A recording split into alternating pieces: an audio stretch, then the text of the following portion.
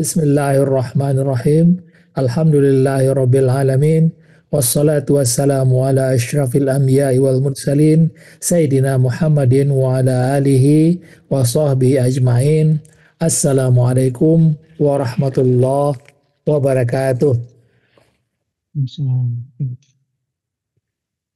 Alhamdulillah, sahabat semua dari Indonesia, Malaysia, dan Singapura, insya Allah kalau ada semua. Pada malam hari ini kita masuk kepada topik yang sangat penting sekali, yaitu bagaimana kita memandang takdir secara holistik, secara menyeluruh, ya, tidak terbagi-bagi, ya. Nah, ini adalah sangat penting sekali, ya. Seperti kita ketahui bahwa waktu di seminar di Bandung, kita sudah melihat bahwa pokok-pokok agama Islam itu ada 3, yaitu bagaimana Islam, yaitu syahadat, salat, zakat, puasa, dan haji. Nah, itulah ibadah, ya. Kemudian bagaimana iman. Iman kepada Allah, kepada malaikat, kepada kitab-kitabnya, kepada rasul-rasulnya, kepada hari kiamat. Dan yang terakhir adalah kepada takdir. Nah, kemudian juga kita sudah tahu bagaimana yang disebut dengan ihsan, bagaimana kita di dalam beribadah, sudah mata hati kita sudah bisa melihat kepada Allah, dan kita juga bisa merasa dilihat oleh Allah. Nah, kita sudah bahas juga mana duluan yang harus kita pelajari, kita ajarkan kepada keluarga kita, kepada teman-teman kita, ataupun kepada masyarakat. Bahwa kita mulai dengan yang disebut dengan mengenal Allah. Nah, inilah yang diajarkan oleh guru kita, Ustadz Husain bin Abdul Latif, ya. Sebuah pengenalan yang setelah itu tidak ada lagi kita keraguan tentang dia. Ya, dia mulai dengan ilmu yakin, ilmu yang benar-benar menghapus keraguan-raguan kita, sehingga mata hati kita bisa melihat dengan ainul yakin, penglihatan yang sangat yakin atas apa-apa yang berkenaan dengan Allah, sebatas apa yang Allah inginkan kita ketahui. Nah, setelah mengenal Allah seperti ini, inilah yang disebut juga nanti mukasyafah, yaitu ihsan, ya. Dengan ihsan barulah kita disebut orang yang sudah bersyahadat atau kepada Allah, dan juga mengakui bahwa apa yang dibawakan oleh Rasulullah adalah benar, ya. Nah, setelah itu kita bisa zikrullah, ya, ingat Allah senantiasa. Setelah ini lengkap seperti ini, ada ihsan, ada zikrullah, ya, sudah kenal kita sudah menghadap kepadanya, barulah kita bisa melakukan sholat kita, ya. Dan yang lainnya, zakat dan puasa itu adalah ibadah-ibadah yang berhubungan dengan fisik dan juga kerohanian kita. Sedangkan haji, ya, kalau kita belum mampu, ya tidak perlu kita terlalu perdalam. Kalau kita sudah mau berhaji, baru kita lakukan pendalaman tentang haji ini, ya. Nah, setelah itu apa? Barulah kita bisa mempelajari yang lainnya. Kenapa kita harus beriman kepada malaikat, kitab-kitab, rasul-rasul, dan hari kiamat? Baca itu dari berbagai literatur yang ada. Nah, ada satu lagi yang sangat penting, ya, yaitu tentang takdir. Nah, ini akan kita bahas malam ini. Pembahasan kita malam ini mungkin ini akan memakan waktu sampai 3 kali pertemuan. Ya, tergantung nanti kecepatan yang kita lakukan untuk itu. Tetapi saya akan mencoba membawakannya dengan sangat tidak terlalu cepat, dan juga nanti akan diadakan penekanan-penekanan di mana yang diperlukan. Nah, kenapa kita harus belajar dengan takdir ini? Ya, inilah yang diperlukan oleh orang-orang Allah untuk nanti masuk kepada tingkatan musyahadah. ya. Musyahadah, sholat kita dalam musyahadah bagaimana, ya. Kehidupan kita sehari-hari bagaimana dalam keadaan musyahadah. Dan ini diperlukan apa? Diperlukan seorang yang sudah menyerah, sudah Islam, bisa patuh 100% menjalankan takdir Allah. Tidak ada lagi pertanyaan, ya. Jalani semua dan juga ridho terhadap segala ketetapan Allah. Nah, ini adalah syarat mutlak untuk bisa duduk di alam sakinah yang sudah kita indikasikan sebelumnya, bahwa pelajaran dari yang disampaikan oleh Ustadz kita, Ustadz Husain bin Abdul Latif, itu bisa dikategorikan sebagai apa? Sebagai pertama mukasyafah, kemudian zikrullah, setelah zikrullah baru kita akan melakukan ibadah, ya. Nah, itu pun tidak cukup karena banyak yang mengeluh, ya, mengeluh. Kenapa susah zikrullah, ya? Kita zikrullah itu seperti naik apa ya, kalau di dalam dunia fantasi itu apa, naik dufan, ya, naik apa, roller coaster. Kadang-kadang kita ingat, kadang-kadang lupa, gitu ya. Seakan-akan ingat Allah itu sulit, gitu ya. Nah, maka diperlukan tingkatan berikutnya, yaitu musyahadah. Di mana musyahadah ini, ya, nanti akan kita jelaskan setelah kita menyelesaikan masalah tentang takdir ini. Musyahadah itu adalah melihat. Melihat, ya, melihat itu tidak memerlukan lagi ingatan itu sudah apa ya, sudah lebih menetap ingatan kita itu. Nah, itu yang menyebabkan hari ini sampai hari-hari berikutnya, ya, materi-materi berikutnya, saran-saran berikutnya tentang takdir ini sangat penting sekali. Mudah-mudahan sahabat-sahabat semua bisa mengikutinya dengan telaten, dengan kontinu. Kita mulai dengan pandangan mukasyafah, pandangan yang membuka mata hati kita tentang takdir ini. Tanpa kita mulai dari tajalli yang mahalus, ini akan sulit sekali. Ya, kita sudah buktikan bahwa takdir ini telah menciptakan berbagai golongan pemikiran.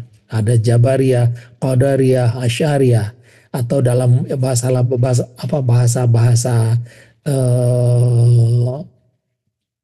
ilmu pengetahuannya itu rasionalis, fatalis, ya, ada seperti itu dia. Ya, nah, itu adalah karena apa? Karena tidak mulai dari pangkal jalan. Ya, kalau tidak mulai dari pangkal jalan akan selalu seperti itu. Maka kita harus mulai dari pangkal jalan, yaitu tajalli yang halus. Ini kita mulai. Apa dia pangkal jalan itu? Pada permulaan hanya Allah saja yang ada, tidak ada apapun bersamanya. Nah, ini adalah pangkal jalan kita di sini, ya. Karena tidak ada apapun bersamanya, maka tidak ada yang mengetahui tentang dia.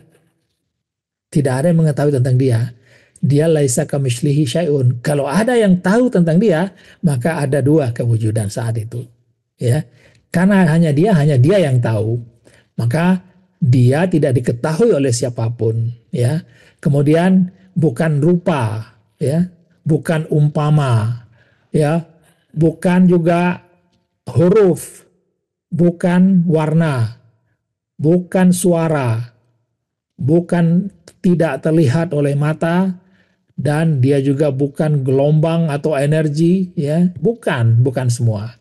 Ya, maha gaib, pintu pribadinya tertutup rapat bagi siapapun juga. Nggak ada yang bisa membukanya. Nah, dan inilah dia menamakan dirinya dengan Allah. Ya, kalau kita berbicara dengan Allah harus seperti ini karakternya. Tidak diketahui, dia bukan rupa, bukan umpama, bukan huruf, bukan warna, bukan suara, tidak terlihat dengan mata, dia bukan gelombang apapun energi yang sekarang sedang maraknya disiarkan oleh orang-orang yang New Age movement, ya. Dan dia maha gaib.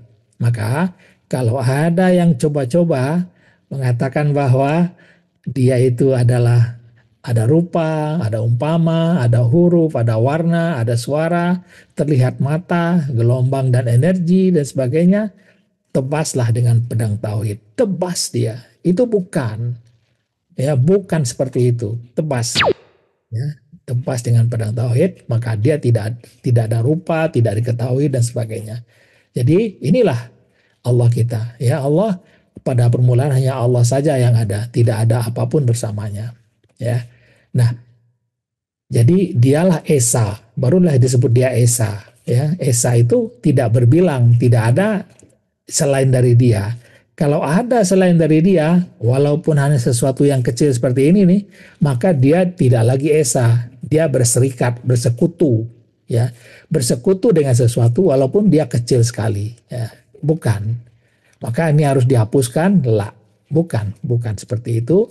Maka barulah dia katakan Esa. Inilah Tuhan kita, ya, tidak ada rupa, dan setelah begitu baru dia bisa dianggap sebagai alamat segala sesuatu bergantung.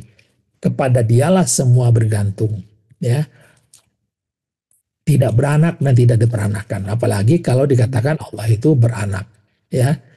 Itu tidak, bukan seperti itu. Jadi tidak ada apapun yang setara dengan dia. Nah, inilah apa namanya Allah kita. Nah, kalau sudah begini, bagaimana kita mengetahuinya? Buat apa mengetahuinya? Bagaimana caranya mengetahui bahwa keberadaan dia itu ada? Maka untuk mengajarkan manusia mengetahui tentang keberadaannya, maka dia tajalikan sedikit dirinya. Nah, ini dia.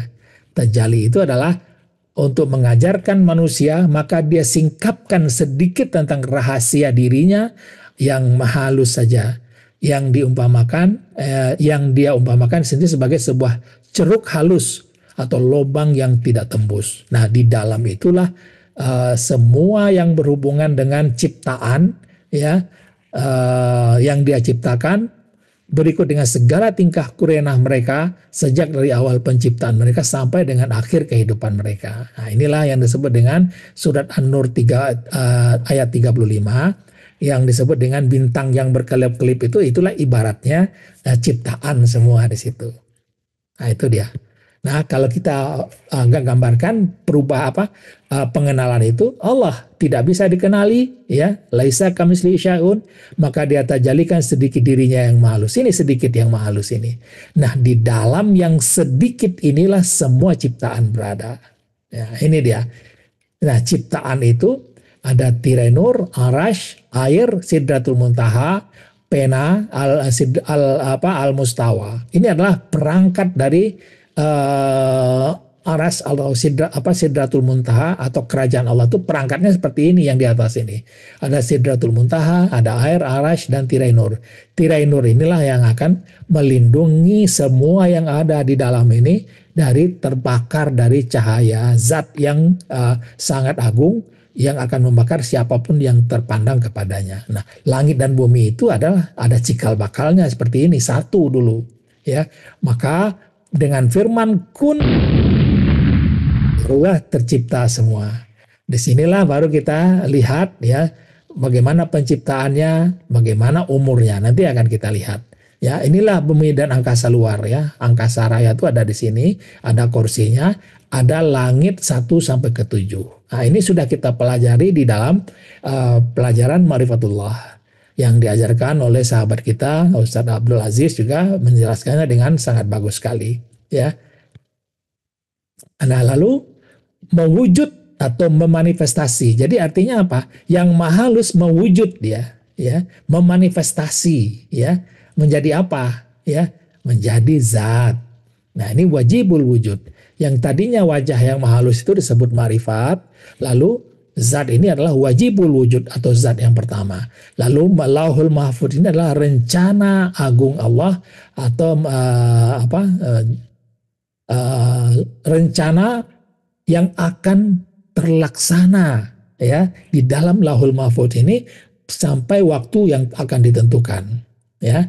Nah, disitulah semuanya terjadi, yaitu semua ciptaan mungkin wujud, semua kejadian, seluruh peristiwa, ya, dan berbagai pendapat dan berbagai pemikiran, semuanya ada di sini dengan adanya rencana agung tadi, yaitu lauhul mahfuz, ya.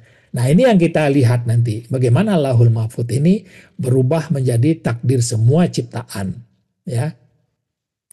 Nah, kalau yang tadi semua ciptaan ini disebut dengan mungkin dulu disebut dengan kewujudan saja cukup. Seluruh peristiwa dan berbagai pendapat ini disebut dengan af'al atau perbuatan. Jadi kewujudan, semua kewujudan yang ada di dalam Lauhul Mahfuz ini dan semua perbuatan di situ, itulah yang disebut juga dengan apa namanya, kewujudan dan af'al. Ya. Nah, nanti akan kita bahas apa itu di situ kewujudan dan af'al itu, ya. Kita melihatnya, ya. Kita melihat bagaimana dari mahalus menjadi zat, lauhul mahfud, ya, hubungannya dengan af'al dan kewujudan seperti apa? Seperti itu dia, seperti ini. Ada mahalus, ada zat, lauhul mahfud, kemudian inilah penzahirannya, ya, penzahirannya ini, ya. Nah, lauhul mahfud ini adalah kalau dalam istilahnya ini adalah lembaran-lembaran yang digulung. Setiap titik ini menggambarkan apa? Menggambarkan peristiwa serentak yang akan terjadi pada setiap waktu. Ya, ini dia titik nanti. Ya. Nah, akibat dari apa namanya adanya yang maha halus ini, maka ini bergerak semua. Pergerakan dari kewujudan dan afal ini adalah karena pergerakan dari yang halus yang menggerakkannya. Ya, nanti ini akan kita bahas. Ya. Menurut pandangan yang buta, orang yang buta atau tuli, dia tidak melihat Lauhul Mahfud, dia tidak lihat. Dia tidak tahu tentang zat, dia tidak tahu yang maha halus. Yang dia tahu hanya apa? Yang terlihat oleh mata, yang terlihat oleh sains. Ya, inilah yang tempat bermainnya orang-orang yang neuroscience di sini bermainnya. Ya, hanya melihat apa-apa yang terlihat oleh mata, yang bisa dipikirkan, ya. Di sinilah orang-orang yang tidak mengenal makrifat selalu berada di sini. Banyak, makanya banyak pendapat, banyak pemikiran, ya. Mereka hanya terfokus ke sana, ya. Ini menurut pandangan yang si buta dan si tuli. Sedangkan orang yang sudah berilmu, orang yang sudah mengenal, maka baginya ya sudah tahu, ya, yaitu af'al ini sebenarnya berasal dari satu perkataan yang disederhanakan, yaitu semua af'al, semua kewujudan ini disebut juga dengan sifat saja cukup. Ya, sifat saja. Makanya banyak, sifat itu banyak. Ya, sifat itu banyak. Orang yang melihat, orang yang sudah tahu, sifat ini berasal dari apa? Berasal dari uh, nah, berasal dari mana? Berasal dari zat. Nah, untuk melihat zat ini, untuk mengetahui pandangan hakikat ini, jangan nafikan diri kita. Kalau nafikan diri kita, ya udah selesai, nggak ada apa-apa sudah. Ya, kalau jangan nafikan diri kita. Kenapa? Kita akan menjadi penyaksi tentang hakikat. Ya, orang mengatakan nafikan, matikan dirimu. Ngapain matikan diri? Nggak ada matikan diri, nggak ada. Hanya kita melihat dengan pandangan yakin bahwa segala sifat ini dibaliknya adalah zat. Di balik zat adalah yang maha halus. Nah, disinilah kita yang sebagai hamba akan menyaksikan bagaimana kita bersyahadat nanti. Ya, janganlah nafikan diri, jangan tiadakan. Nafikan itu maksudnya tiadakan. Kalau tiadakan diri ya, udah kembali ke dia lagi, nggak ada kita. Ya, nah inilah disebut dengan nafi isbat yang ya diajarkan oleh Ustadz kita, Ustadz Husain bin Abdul Latif. Ya, nah mukasyafah, nah ini mukasyafah itu berada, yaitu selalu kita sudah memandang yang mahalus, kita bahas yang mahalus, kita perhatikan, kita fokus ke sana, ke kegiatan semua yang mahalus semua. Kita tidak fokus lagi kepada sifat. Ya, kita tidak fokus ke sifat, karena sifat kita tahu, sifat itu adalah penzahiran saja atau manifestasi saja. Ya. Jadi di situ kita bisa melihat dengan yakin satu kewujudan, yaitu kewujudan yang mahalus, yang memanifestasi, yang mewujud menjadi seluruh kewujudan dan seluruh perbuatan yang ada di alam semesta ini. Kita melihat itu, kita tahu itu, ya, melihat itu. Kemudian satu perbuatan, ya, satu perbuatan saja, yaitu satu kehendaknya, satu kuasanya, satu pengurusannya. Semua adalah pengurusan yang maha halus. Ya, kehendak siapa? Kehendak yang maha halus. Kuasa siapa? Kuasa yang maha halus. Pengurusan siapa? Pengurusan yang maha halus. Nah, ini sudah kita bahas dulu bagaimana kehendaknya, bagaimana kuasanya ini, satu pengurusannya ini seperti apa. Nah, nanti kita ulang sedikit ya tentang hal seperti itu.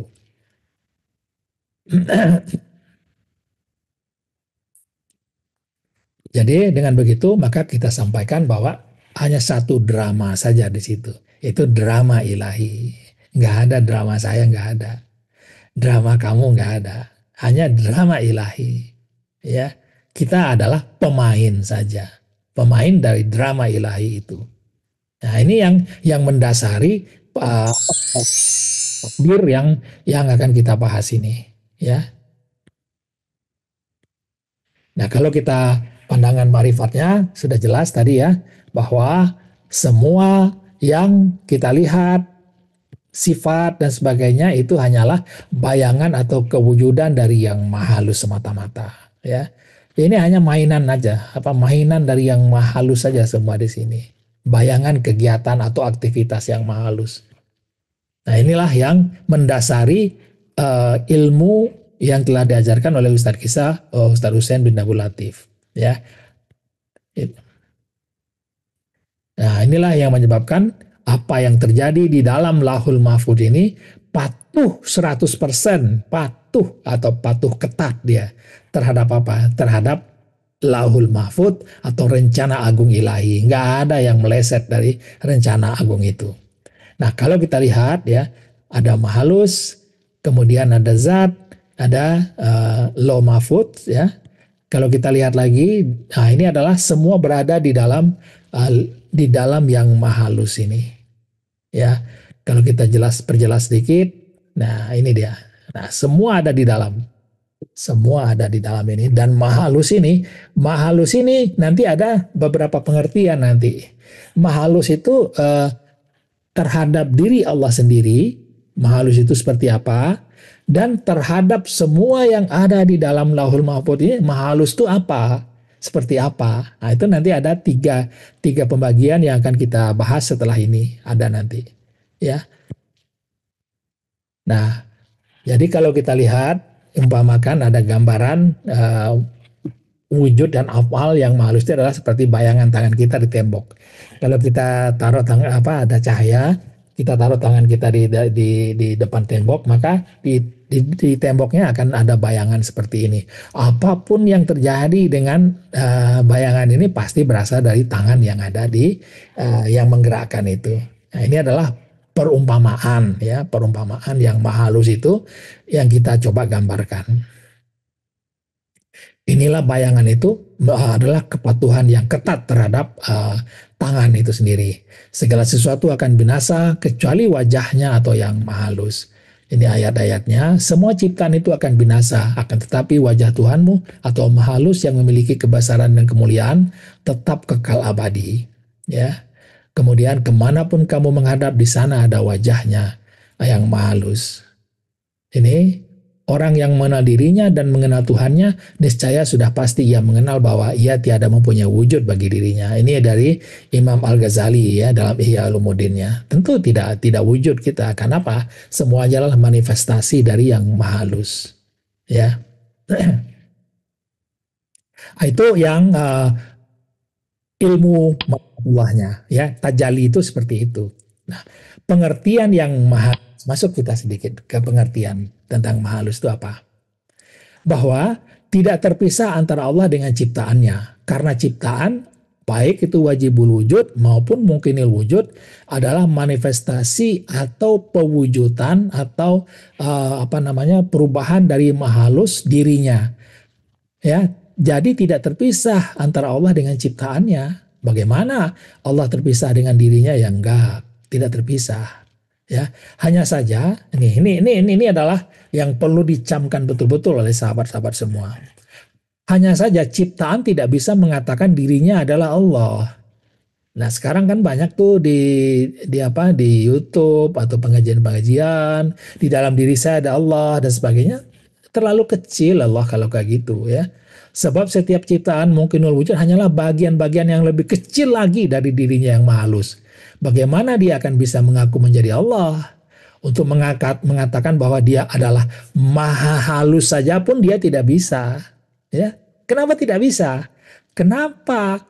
Bagaimana bisa orang yang tidak wujud, sesuatu yang tidak wujud, yang hanya bayangan saja bisa mengaku-ngaku? Saya adalah maha halus, nggak boleh juga. Ya, bagaimana orang yang tidak wujud bisa mengaku-ngaku? Tapi kita tahu ya bahwa semuanya adalah dari yang maha halus. Ya, kita menjadi saksi, penyaksi. Nah, sedangkan Allah tentu saja bisa mengatakan bahwa ciptaan semuanya ataupun satu persatu adalah Dia. Karena memang semuanya adalah manifestasi dari dirinya yang halus. Makanya dia bisa mengatakan untuk dirinya, waktu adalah aku. Orang-orang yang menderita adalah aku. Yang membunuh dan melempar adalah aku. Mari kita lihat ininya, ayat-ayatnya ya. Atau hadisnya. Anak Adam menyakitiku, ia mencaci masa atau zaman. Padahal akulah masa, akulah yang membolak-balikkan malam dan siang. Nah, aku kata Allah. Padahal cuman masa itu ciptaan. Tapi karena dia yang memiliki, maka dia katakan bisa. Seperti saya katakan, telunjuk saya ini adalah saya. Begitu ada orang yang memotong telunjuk saya, kenapa engkau potong tangan? Kenapa engkau sakiti saya? Bisa saya berkata seperti itu, ya. Begitu juga dengan Rasulullah bersabda dalam hadis kursi. Sesungguhnya Allah berfirman, wahai anak Adam, aku sakit, tapi engkau tidak menjengukku. Kemudian ia berkata, wahai Rabbku, bagaimana aku menjengukmu sedangkan engkau adalah Rabb semesta alam.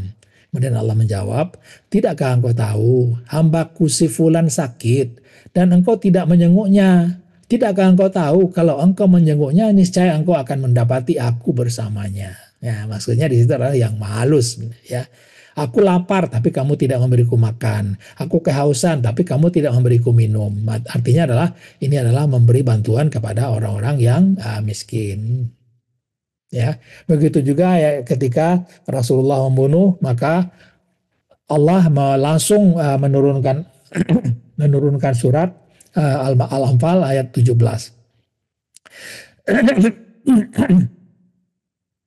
Maka bukan kamu yang membunuh mereka, melainkan Allah yang membunuh mereka. Padahal Rasulullah saat itu membunuh, gitu kan. Tapi Allah memberitahu bahwa yang membunuh itu adalah Allah sendiri, yaitu Maha Halus sebenarnya. Dan bukan engkau yang melempar ketika engkau melempar, melainkan Allah yang melempar. Nah, maaf minum dulu.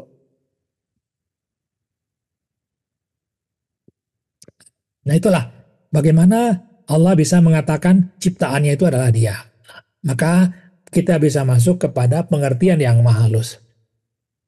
Kalau sudut pandangnya adalah sebagai wajah Allah, aspek dari diri Allah yang ditajalikan itu adalah perbandingan sedikit diri Allah dengan dirinya yang maha besar.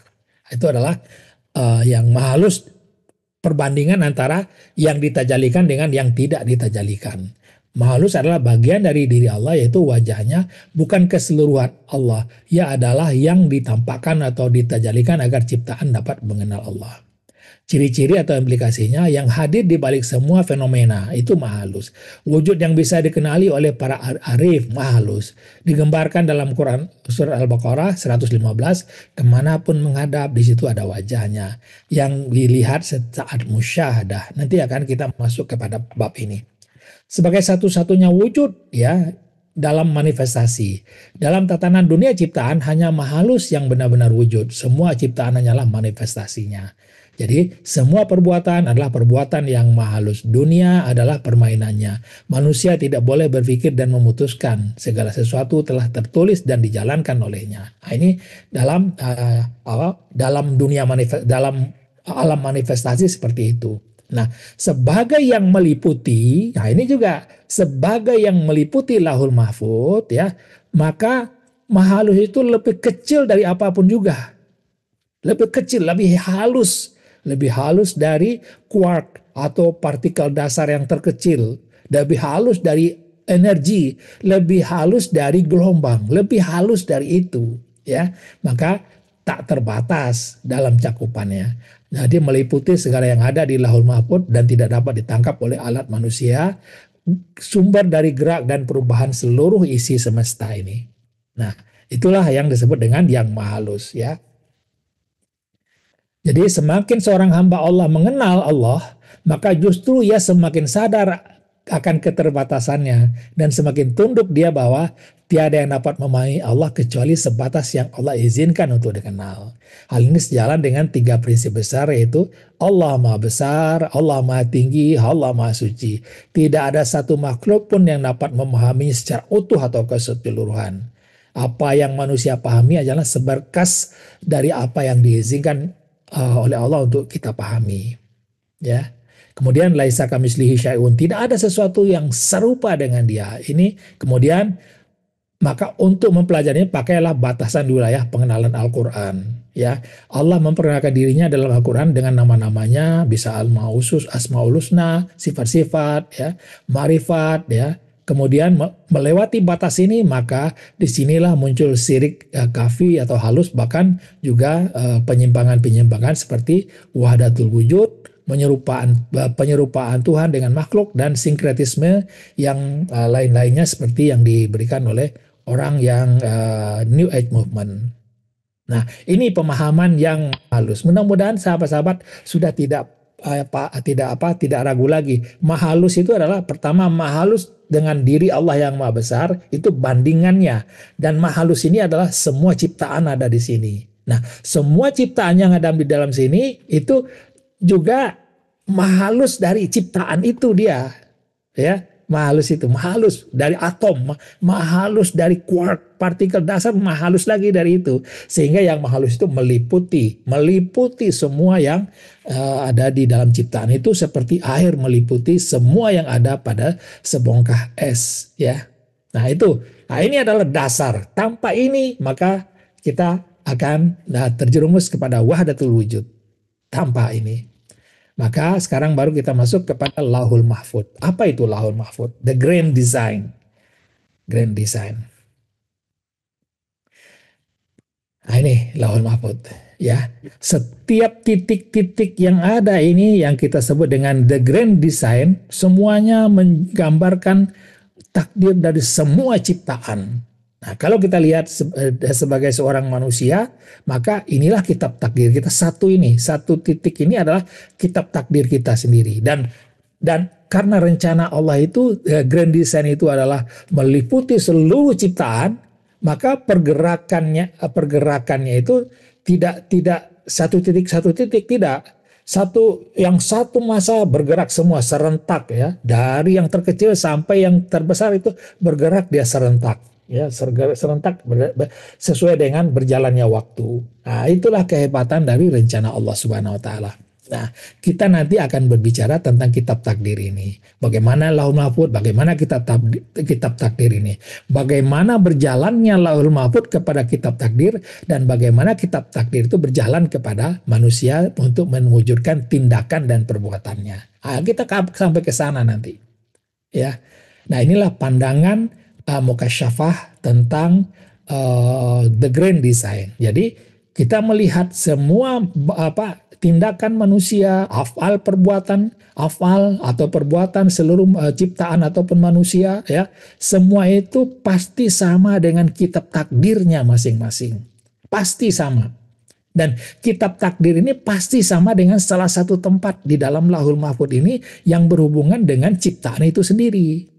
Nah, inilah pandangan mukasyafah yang harus ada, ya. Dan semua itu, ya, itu adalah yang dijalankan oleh yang maha halus ini. Jadi setiap kita melihat di sini, kita tahu bahwa itu adalah sudah ada di dalam kitab, sudah ada di dalam Lauhul Mahfuz, dan yang melaksanakannya adalah yang maha halus sendiri. Makanya ketat itu semuanya.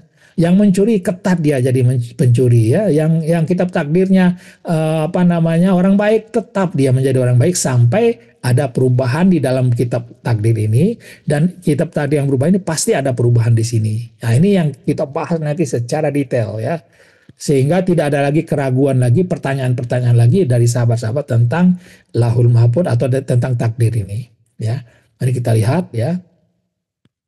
Lakuan yang maha halus itu terzahir dengan berbagai macam, ya. Ada dari manusia, ya. Ada apa lagi? Ada tentang peperangan, tangis di peperangan Gaza, ya. Semuanya ada perang dunia, ya. Ada perang apa namanya Iran Israel kemarin gitu ya. Ada kecelakaan, ya. Ada banjir, ada gempa bumi, ada semuanya ada di situ, ya. Nah, semua ini adalah gambaran dari Lauhul Mahfuz sendiri. Nah, ini yang harus kita pahami betul. Jadi haruskah terjadi? Harus terjadi selama ada di Lauhul Mahfuz ini. Harus terjadi. Tidak bisa tidak. Tidak terjadi, nah maka di dalam Lauhul Mahfuz tidak ada. Ya, situ yang harus kita pahami betul. Ya, jadi kalau kita lihat tadi, ya gambaran ininya, nah ini adalah yang halus. Ini ada zat, ya kita lihat. Nah ini ada zat ya, walaupun tersembunyi ya. Mana tadi? Sebentar. Nah ini zat. Gerakan di sini adalah alam. Kita hanya melihat ini yang di alam semesta ini. Pergerakan seperti ini. Padahal sebenarnya adalah gambaran dari Lauhul Mahfuz. Gambaran dari Lauhul Mahfuz. Ya. Gambaran dari aktivitas dari yang maha halus. Nah ini.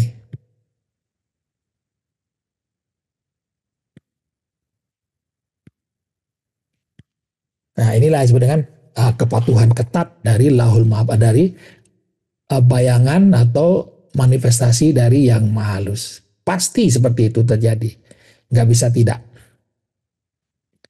Nah kalau digulung, nah kalau Lauhul Mahfuz ini digulung nih, nah digulung kapan digulung?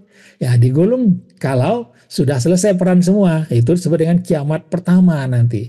Digulung semua, maka hilanglah. Atau bisa juga nanti di kiamat kedua digulung juga semua, kembali menjadi zat, zat juga digulung menjadi kembali kepada yang maha halus.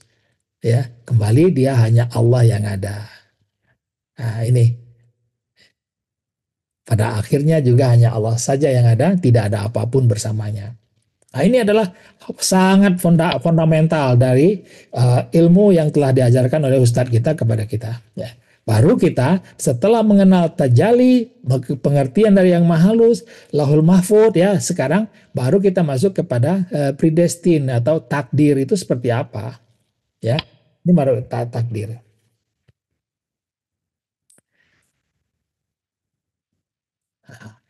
Takdir itu apa namanya kita kelompokkan menjadi ruang dan masa, kemudian kehendak dan pengurusan, bisa kita tambahkan dengan unconditional love ya, apa namanya cinta yang tak terbatas, yang tidak ada prekondisinya. Kemudian bagaimana dari Lauh Mahfuz ke kitab takdir. Nah, ini adalah bagian-bagian yang kita bahas nanti ya. Tapi ini tidak akan kita bahas secara apa namanya hari ini, enggak. Kita perlahan-lahan saja satu persatu. Masuk dulu kepada ruang dan masa, ya. Apa itu ruang dan masa? Mari kita lihat. Ruang ya. Kalau ruang itu kita sebut juga seperti bagaimana semua kejadian itu akan menempati tempat, ya, apakah bumi, apakah angkasa, apakah bintang-bintang, dan semuanya itu adalah tempatnya. Ya, Lahul Mahfuz The Grand Design itu inilah gambar diam yang belum diaktifasi oleh apapun juga, kalau tidak diaktifasi oleh yang maha halus. Ini gambaran diam saja, ya. Kemudian diberi waktu nanti, ya. Waktu itu seperti apa? Nanti kita lihat. Mari kita lihat satu persatu. Ini ya. Ya, Lauhul Mahfuz ini adalah grand design, rencana agung Allah Subhanahu wa taala. Kemudian itu menjadi apa? Menjadi kitab takdir kita masing-masing. Kitab takdir Yusdeka, kitab takdir Bang Yasin, Bang Uri itu ada di sini. Tapi bagian dari Lauhul Mahfuz ini. Maka dia akan nanti akan namanya bergerak sesuai dengan adanya waktu nanti. Ini hanya gambaran saja, gambaran diam saja.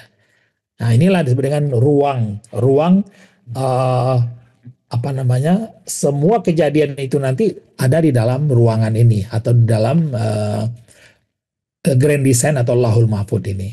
Kemudian apa? Waktu. Nah, waktu kejadiannya itu ada 12 miliar tahun umur langit dan bumi. Belum termasuk penciptaannya, ya. Nanti kita lihat, ya. Masa aktivasinya kapan? Saat firman kun, ya, sampai dengan kiamat. Maka aktivasinya kun, berputar waktu, berputar waktu, kiamat nanti berhenti dia, ya. Kiamat pertama berhenti, nanti kiamat kedua berhenti total dia, ya. Nah, nanti Allah akan menjalankan semua ini dengan cinta atau love, ya. Nanti kita lihat bagaimana cinta Allah itu, ya. Mengatur semua dengan kasih sayangnya, meliputi semua, ya, mendahului apapun juga daripada apa namanya ke, kekerasannya. Nah, itu yang pertama. Kemudian semua sudah ditetapkan waktunya, ya. Ini waktunya. Kalau kita lihat lebih perbesar sedikit, ini waktunya. Nah, ini sudah kita pelajari dalam pelajaran sebelumnya. Bagaimana di awal, yaitu ada Tirenur, ada Arash, ada air, kemudian Sidratul Muntaha, ada cikal bakal bumi tadi, ya. Kemudian di sini ada nur, roh Nabi Muhammad, ya, 60.000 tahun sebelum langit dan bumi diciptakan, ya. Sebelum ini dipecah dua, ya. Barulah nanti dipecah dua. Dipecah, maka dibentuklah 7 lapis langit dan bumi dan angkasa lepas. Pembentukannya kita sudah tahu, 2 masa untuk 7 lapis langit, 2 masa untuk bumi dan angkasa, kemudian 4 masa untuk kelengkapannya ini, kelengkapan langit dan bumi ini. Nah, maka ada 8 masa untuk penciptaannya langit dan bumi. Ya, lalu setelah diciptakan seperti itu, selesai, maka diberi umur 12 miliar tahun. Ini umurnya 12 miliar tahun. Sekarang sudah berapa? Sekarang ya sudah 4,6 miliar tahun berjalan dari ini. Ya, roh Nabi Muhammad sudah tidak di sini. Roh Nabi Muhammad sudah ada di dalam Lauhul Mahfudz ini. Ya, dan setelah beliau meninggal pun ya seperti biasa ya, roh beliau juga kembali, ya, badan beliau juga ditanam di dalam tanah, ya. Nah, ini dia. Nah, sisanya berapa? Sisanya adalah 4,6 miliar tahun ini sampai 10 miliar tahun, ya. Itu adalah kiamat pertama. Nah, disinilah sisanya sekitar 5,4 miliar tahun lagi usia dari langit dan bumi tersisa. Setelah itu nanti ada kiamat pertama, lalu bangkit dan berhisab, ya. Kemudian disinilah nanti ada kehidupan surgawi, 2 miliar tahun perkiraan. Maka kemudian terjadilah kiamat kedua, semua musnah kembali. Nah, ini sudah kita pelajari dulu dengan detail. Sekarang hanya mengulas sedikit saja. Ya. Nah, itu yang pertama tadi. Lalu yang berikutnya, inilah rangkaian peristiwa. Apa ya rangkaian peristiwa itu? Semua ciptaan ini, nah ini saya gambarkan hanya manusia saja, masing-masing mempunyai jalan ceritanya sendiri, peristiwanya sendiri berjalan sesuai dengan masing-masing ini, kemana, itulah jalan masing-masing yang dilalui. Jalan saya mungkin ke sini, jalan siapa ke sini, jalan Bang Yasin ke sini, semuanya sesuai dengan yang sudah ditetapkan, ya, itu. Nah, ini yang perlu kita lihat lagi, ya. Itu ruang dan maksa. Bagaimana dengan kehendak dan pengurusannya?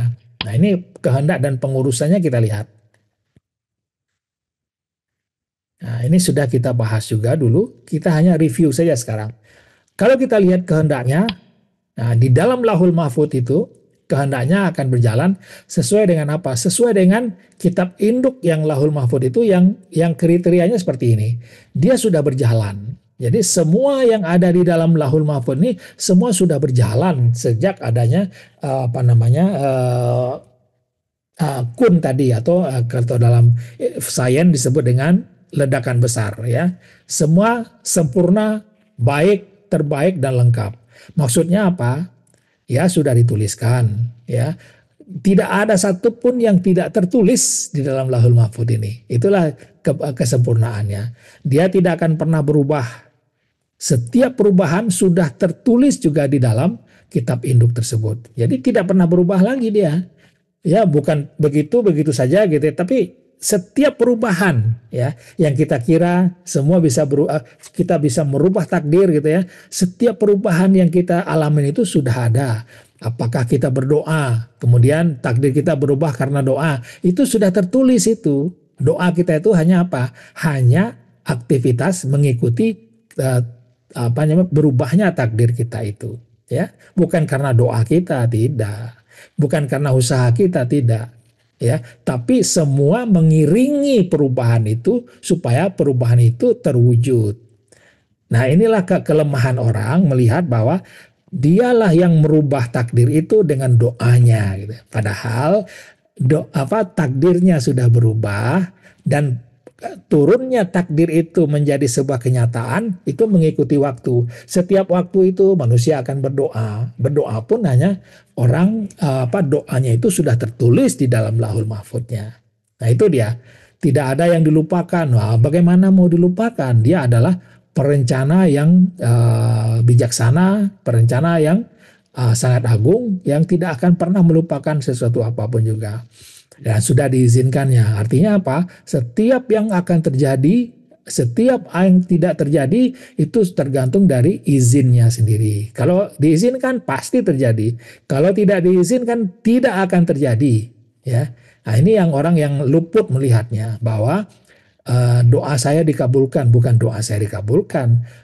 Pengabulannya itu sudah diizinkan oleh Allah Subhanahu wa taala sebelumnya. Dan begitu pengabulannya itu tepat pada waktunya, maka terlaksana sesuai dengan doanya, atau nanti kita lihat apakah berubah atau melenceng dari doanya, atau berubah sedikit atau 100% melenceng dari doa dia. Nah, itu ada nanti kita bahas ya. Kemudian ada hikmah. Nah, hikmah ini adalah sebuah pelajaran.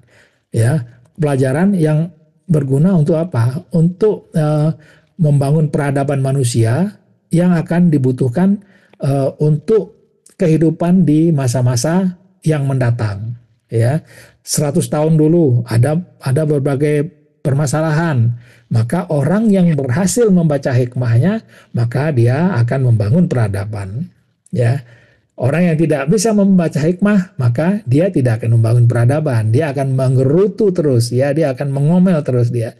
Tapi orang yang bisa membaca hikmah ini adalah nanti kita masuk kepada ulul albab nanti. Ada di situ. Rencananya teguh. Nah, teguh ini maksudnya adalah tidak ada yang bisa merubah. Nggak ada yang bisa merubah lagi. Ya. Kemudian ada hukum-hukum yang mengawalnya. Nah, hukum-hukum ini banyak sekali hukum-hukumnya. Ya. Apa hukum-hukum misalnya? Ini yang melahirkan pengetahuan itu, ini hukum fisika mengawal, hukum alam mengawal dari Lauhul Mahfuz tadi, ya, hukum-hukum lain. Disinilah muncul perkembangan ilmu fisika, ilmu kimia, ilmu biologi, ilmu kesehatan, ilmu kedokteran. Itu adalah hukum-hukum yang mengawal dari rencana-rencana Allah itu di dalam kehidupan kenyataan di dalam di dunia ini. Namun banyak ilmuwan yang berhenti di sini. Mereka tidak mampu melihat bahwa sebenar-benarnya hukum ini adalah kehendak Allah yang sulit untuk dirubah tanpa menghancurkan kehidupan itu sendiri. Ya, kalau dirubah hukumnya sedikit, itu kan, contohnya atom dirubah sedikit dia menjadi atom, bom atom, gitu kan, seperti itu. Ya, nah inilah ladang bagi para ulul albab untuk bisa menguatkan hukum-hukum ini semua untuk menciptakan teknologi dan peradaban untuk masa depan. Itu yang pertama kehendaknya. Bagaimana pengurusannya? Nah, ini pengurusannya sekarang. Pengurusannya ini benar-benar dia yang memilih. Ya, siapa melakukan apa, itu dia yang memilih. Dipilih oleh para pemerannya, dia yang memilih siapa yang mau menjadi manusia, siapa yang menjadi malaikat, siapa yang menjadi iblis, dia yang memilih. Ya, nggak ada yang bisa memilih. Dia jenis kelamin, semua dia yang memilih.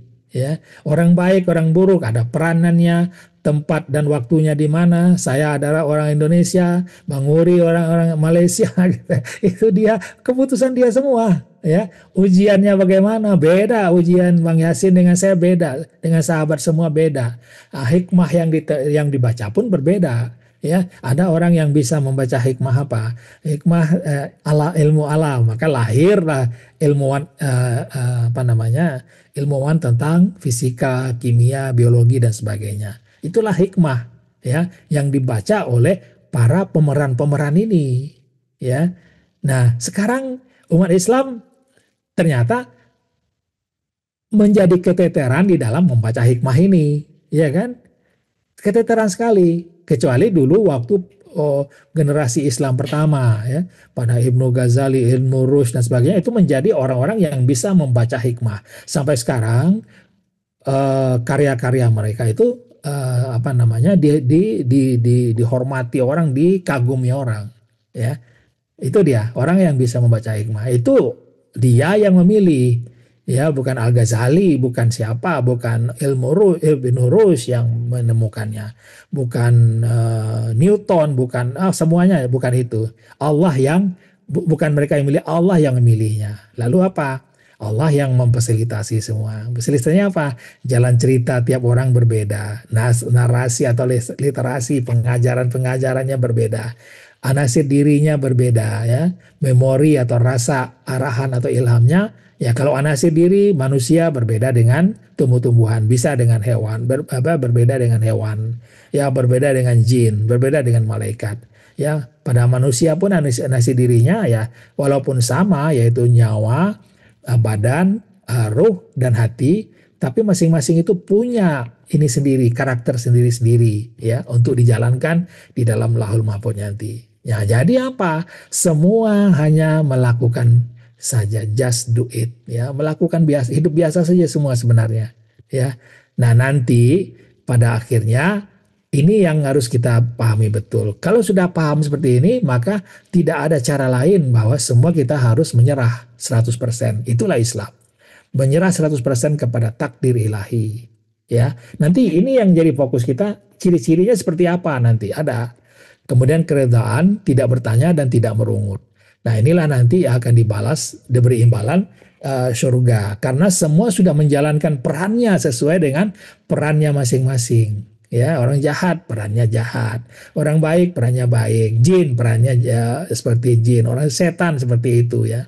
Malaikat perannya sudah jalankan dengan baik. Maka semua nanti akan dikumpulkan di dalam surga nanti.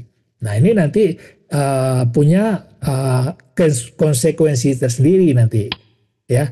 Nah, itu dia, ya, bagaimana kehendak dan pengurusannya terjadi, ya.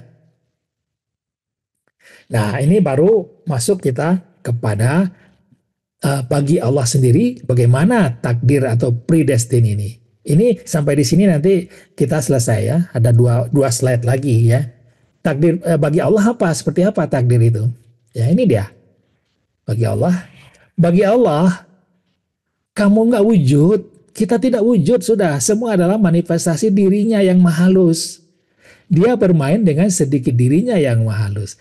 Permainannya mengikuti plan induk atau lahul mahfud yang menjadikan kepatuhan ketat apa yang kita mainkan itu. Maka pengertian tentang apa yang dipermainkannya hanya ada pada dia sendiri. Kita nggak ngerti, sudah.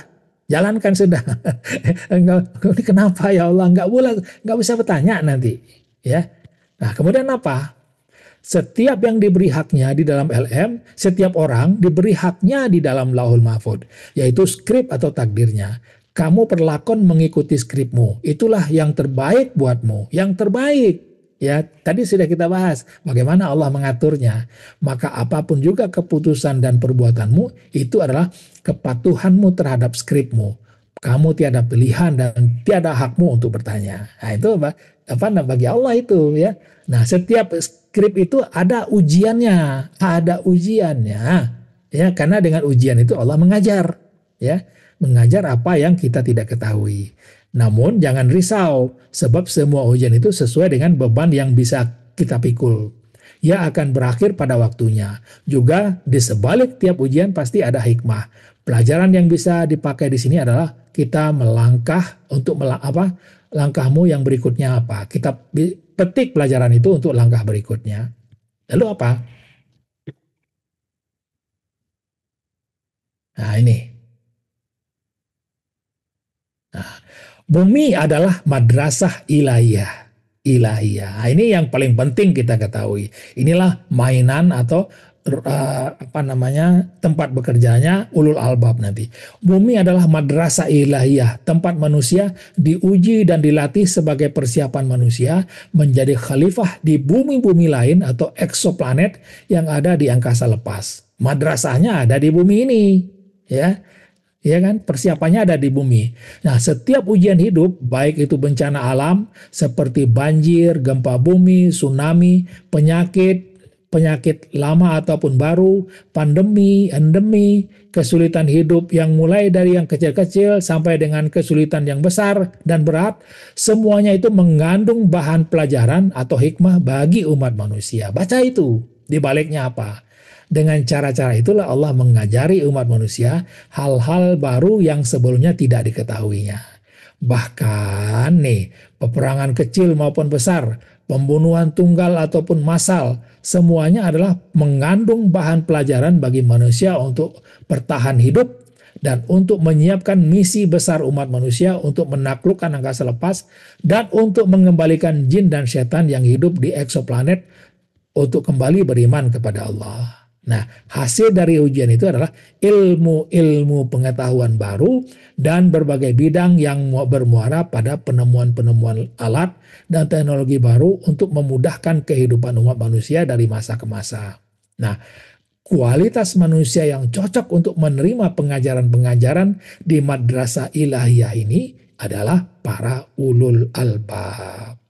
Nah, ulul albab ini nanti kita bahas pada bagian tersendiri. Ada nanti bagiannya nanti, ya. Nah, jadi kalau kita lihat tadi ruang dan masa, kemudian kehendak dan pengurusan, kayaknya malam ini sampai di sini kita pelajari, ya. Nanti pada bagian berikutnya baru kita masuk ke unconditional love itu seperti apa, dari LM ke takdir seperti apa. Nah, ini semuanya nanti insya Allah kita bahas apa pada sarahan berikutnya nanti, ya.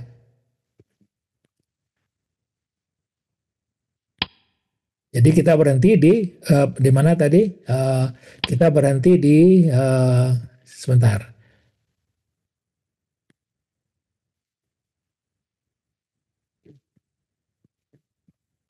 Kita berhenti di kehendak dan pengurusan. Pada saran berikutnya kita masuk ke unconditional love dan masuk dari LM ke kitab takdir seperti apa, lalu baru masuk kepada berikutnya, ya, kehidupan seorang manusia seperti apa, bagaimana dia menjalankan takdir itu, bagaimana orang yang buta, bagaimana orang yang tidak buta, ya, bagaimana orang yang apa namanya mengatakan bahwa ini adalah pikiranku, ya, ini adalah hasil dari pikiranku, ini ini adalah hasil dari aku menarik rezeki sendiri dari lahul mahfud, apa angkasa ataupun semesta mengabulkan rezekiku. Enggak, itu kita bahas semua di mana kekeliruan orang-orang itu, ya. Nah, ini masuk nanti kehidupan seorang manusia. Kehidupan seorang manusia ini ada bermacam-macam kita buat di situ, ya.